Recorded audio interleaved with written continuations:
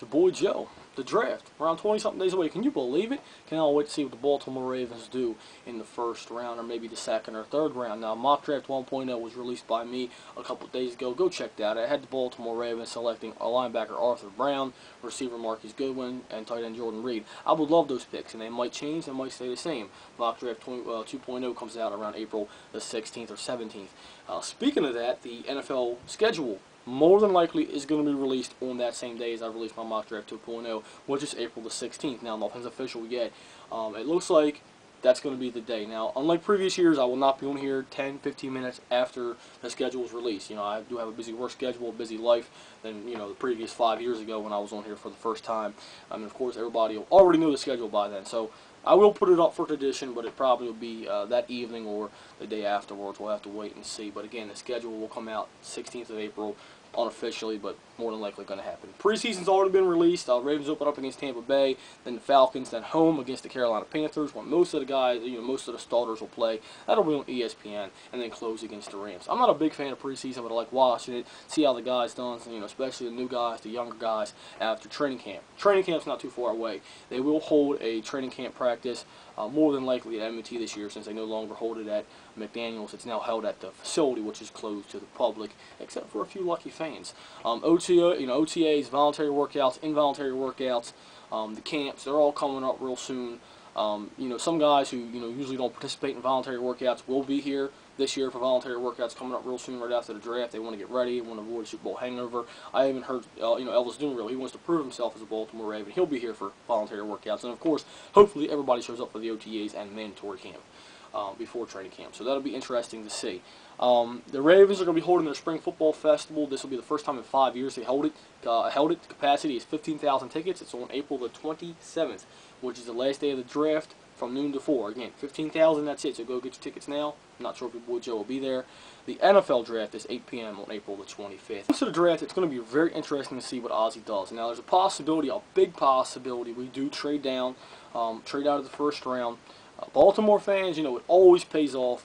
It is a little frustrating because we've got to wait all night and then we got to wait another day, but it always pays off. Baltimore has 12 picks in the draft this year, so we're going to wait and see. Now, they did hold some prospect workouts yesterday for some possible prospects, including wide receiver, Baltimore native, Tavon Alston. Now, a lot of people, when they seen that, were speculating what Ozzie might do. Could he possibly go up or down in the draft to get a wide receiver like Tavon Alston? I think that if Baltimore wanted him, they're going to have to give up a lot to get him, because you're going to have to go maybe, you know, even below 10, you know, 10, 15 to get him. He's not going to make it, I don't think, past 10 or past 15, depending on who wants him, what the needs are. That's my opinion. If he makes it into the 20s, it'll be a miracle, and he's definitely not making it to 32. So, for Baltimore to do that, they're going to have to give up a lot. That's my opinion. You never know what Oz is going to do, though. Of course, Manti Te'o, Kevin Minster, their possibilities. Eric Reed, the safety from LSU, if he's there, I think Baltimore grabs him up. Maybe another receiver, maybe a cornerback, maybe an offensive tackle, even though I'm not a big fan of the offensive tackles in the first round as late as number 32, maybe a third, fourth pick. Tight ends are a possibility. Of course, I had the Ravens drafting Jordan Reed from Florida. I love him. He's not a everyday tight end. In my opinion, he's once in a lifetime kind of tight end. Even though he's not a first round pick, I think he brings a lot of talent to your football team, a lot of underestimated talent. Marquise Goodwin. I think, you know, you're looking at Tavon Alston. Why, you know, spend a lot to get him in the draft? Go for Marquise Goodwin. This guy is, you know, literally world-class speed. He's an Olympic player. He can run like hell. He can jump like hell. And if Baltimore can maybe hold on second, third round to get him, it would be a steal. And, of course, in the first round, I had the Ravens drafting Arthur Brown, the linebacker from Kansas State. An incredible player, an incredible, you know, pass rusher, a freight train. I think, in my opinion, he possesses a lot more talent that Baltimore's looking for versus a Manti Te'o or Kevin Minster. But there's some speculation he won't be around past maybe 25 or 26. So we're really going to see what Baltimore does. Mock draft changes every so often. Everybody's mock draft changes pretty much every day. The boards go up and down. When it comes to it, it's Ozzie Newsome's job, Dick Hess's job, the Ravens to decide who they want. They could trade out, maybe trade 2 rounds for, you know, an extra 3 rounds. You know, you just never know what Baltimore is going to do. But stay tuned. The draft is April the 25th, and I'm excited to see what Baltimore does. It's going to be really interesting to see. And I can't wait, you know, once the draft is over, once we're done talking schedule, which I may do a video before the schedule comes out, you know, talking about it, maybe doing little predictions like I did, what was like 5 years ago.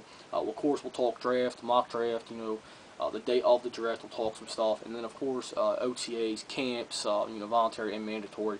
We'll talk a little on them, not too much, because usually that's around a quiet time. Everybody gets their practices in before the big practice, which we talk about training camp and preseason. Then of course regular season September the 5th, and around that time I'll almost be a dad. So a lot going on for your boy Joe and for the Baltimore Ravens. But I'll be here covering it. Last year, I kind of let a lot of people down. Everybody was wondering where I was, and I am busy. I do have a life, unlike 5 years ago when I did videos every day. But I do have a life. I do have a life I'm committed to my fiance, to my job, and to my, right now my unborn child. So I have a lot to do.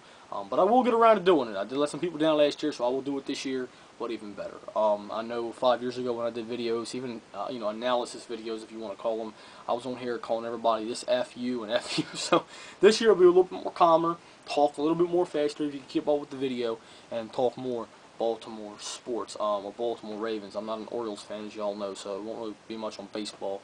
But I cannot wait.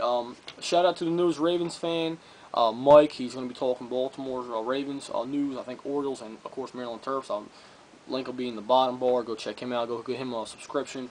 He's an awesome Baltimore fan. Seems like he knows his stuff for football, so go check him out. And let's see what Baltimore does. I'll be back, and I'll do more videos, of course, as the days and weeks go along. It's your boy Joe, be more Ravens, all 9-4.